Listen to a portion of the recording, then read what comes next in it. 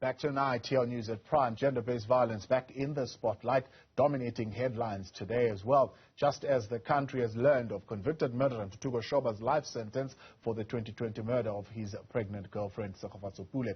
Details emerged of a gang rape of 8 women in Krugersdorp. For more on this, I'm joined now by a criminologist from the Tshwane University of Technology, Professor Kholofelo Rabuku. Prof, good evening, and thank you very much for your time and for joining us here on News at Prime. From a variety of disciplines that you, of course, engage in as a criminologist, and looking at how this particular case has been handled, does this work done in this case of Kholofelo support the work of law enforcement in communities and send the right kind of message to communities around this crime of gender-based violence? Thank you, Tabo. Good evening to the viewers.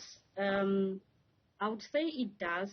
I'm a bit minimal when it comes to whether it does support the work of the law enforcement, because gender-based violence, it's as a pandemic, the police alone cannot solve it. It is the responsibility of victims, is the responsibility of community at large to ensure that message is received. A life sentence can be given to Krugersdorp. However, there are many today, approximately 50,000 women are going through multiple victimization, and it is their responsibility to go and open cases. And there are multiple factors as well that hinders them from reporting GBV. So tomorrow we'll be hearing of more. And if you check after the Pule case, there has been more cases emerging. Now, when it comes to reporting, even though government can introduce multiple programs or support multiple projects, it lies with me to go and open a case, and it lies with me to provide sufficient evidence for prosecution to be a success. Focusing on the offender himself, Krugersdorp, who at this point even still identifies himself really as being a victim, being lied about. He doesn't want to really admit to the crime, even though the court's saying there's really glaring evidence that links him directly to being the mastermind behind this murder. Do you think we can learn anything from that, from his motives, maybe his psyche and where his mind is at? Yeah, a lot can be learned from that, because Shoba is a rational thinker. Shoba is a professional offender. This kind of offense has been planned thoroughly. That is why at some point a community was divided as to whether did he commit the crime or not. But I want to applaud law enforcement, because they were a bit swift when it comes to calling him to book. The community can learn a lot, particularly with cases that involve financial dependency, because most women that are victim of GBV, there's financial dependence. Your perpetrator will play with your vulnerability to an extent that we might not even look at him as an offender. So such issues, we've learned a lot, and this case has contributed extensively to literature pertaining to GBV offender profiling, because now society is being introduced to a clean, good-looking gentleman who doesn't look like an offender, which now goes against multiple theories that have been introduced with regard to who is an offender. Now, a rational offender, a professional offender has been identified. So with this case, now communities will start believing when a social worker, a female social worker, comes to forth to say, my medical doctor husband is abusing me, because remember, that cannot be, and that does not feed into a profile of a perpetrator. So with this case, a lot has been learned. Your work involves both the reactive approach, deals with these events from a retrospective point of view, but also from a preventative approach. So retrospectively, working back at the details of this, what is it that we can understand here as a society about what happened and why, if you are a little bit more explicit?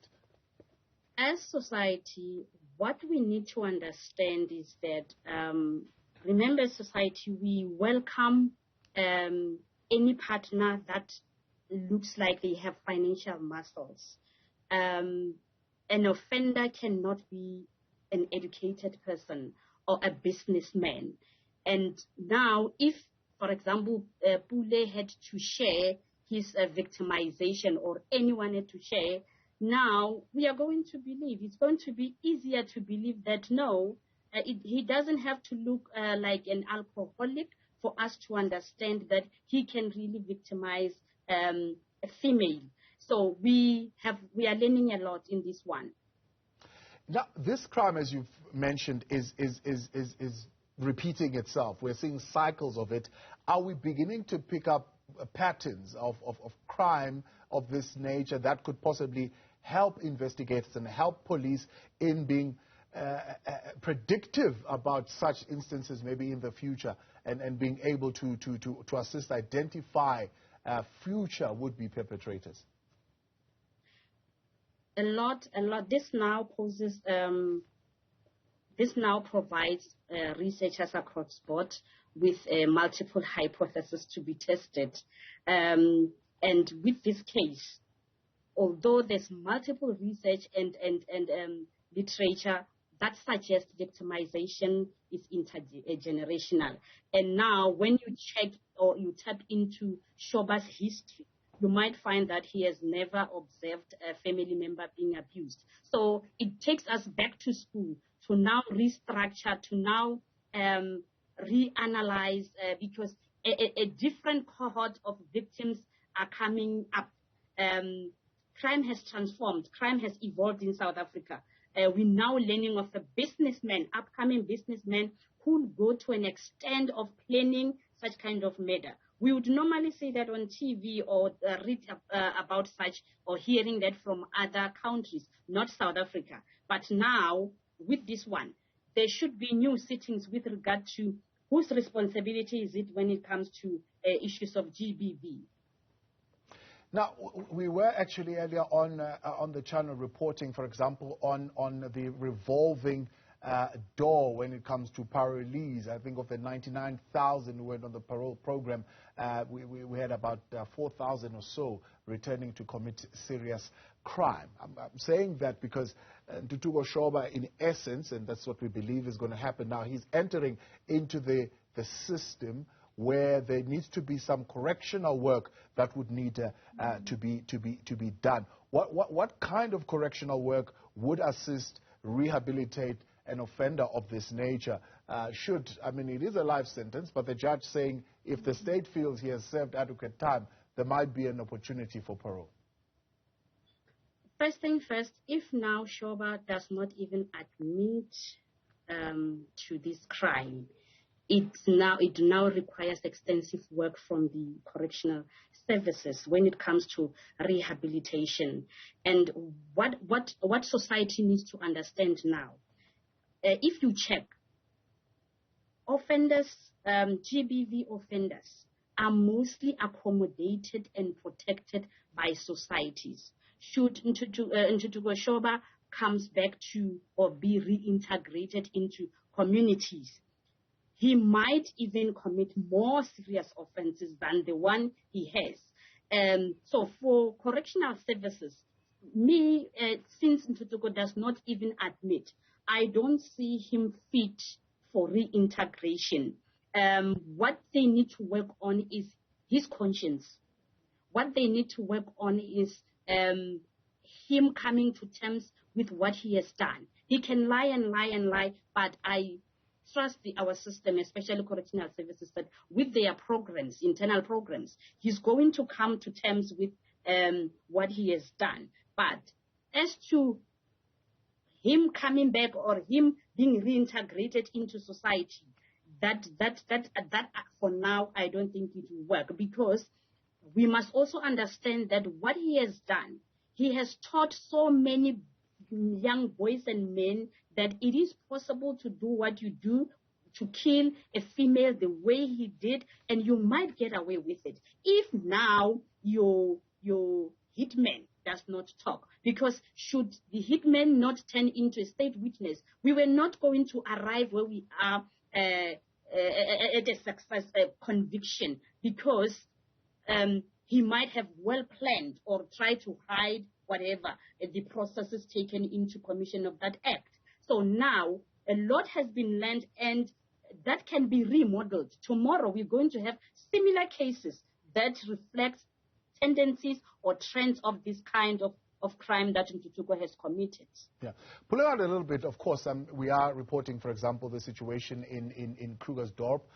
It looks like it's linked to illegal mining. It looks like it's linked to other criminality that is going on there. Of course, investigations are still underway. But we heard even earlier on President Cyril Ramaphosa opening up the ANC's conference, talking about this scourge of gender-based violence, saying even though we've got legislation in the country, but we still have a long way to go in dealing with this. What are some of the things that we can learn from? Because, I mean, you already mentioned, for example, that it's a societal thing. Attitudes in society would need to change about a profile of a would-be perpetrator. But there's a whole lot more, I suppose, that needs to happen in terms of what society needs to do in terms of changing its attitude, what the justice system needs to do, and what the police work would need to do. Thank you, Thabo. From multiple research that we conducted, a lot has been done. However, we still believe there should be more other engagements and programs directed at developing or assisting traditional leaders, assisting religious leaders, assisting politicians as well, because their policies should be what? Responsive. Because if you check the current policies on GBV, they are not responsive. They are policies for the sake of policies. Hence, implementation is lacking. If you go across multiple municipalities and try to check how they assist SAPS with issues of GBV, you'll find that they wait for SAPS to do something and they will support.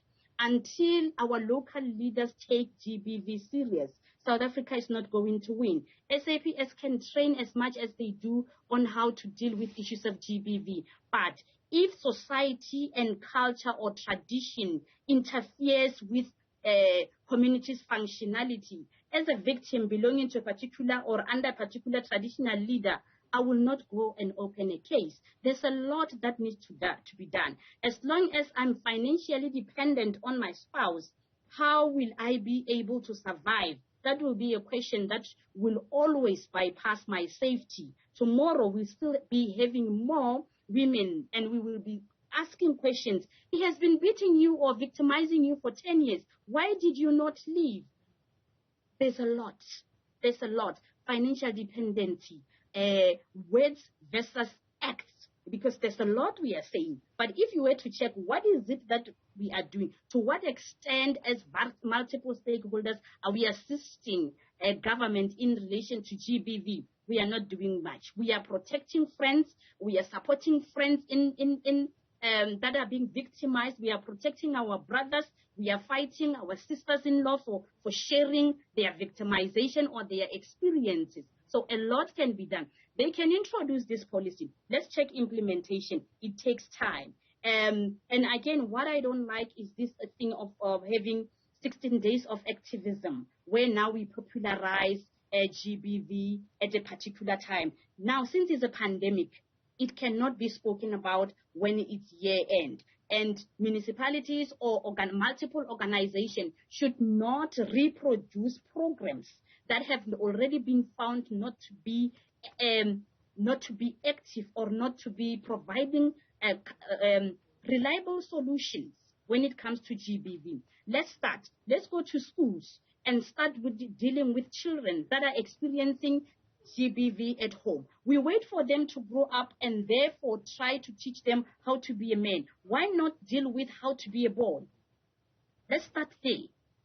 Prof, we appreciate your time and thank you very much for your intervention this evening. Criminologist from the Tshwane University of Technology.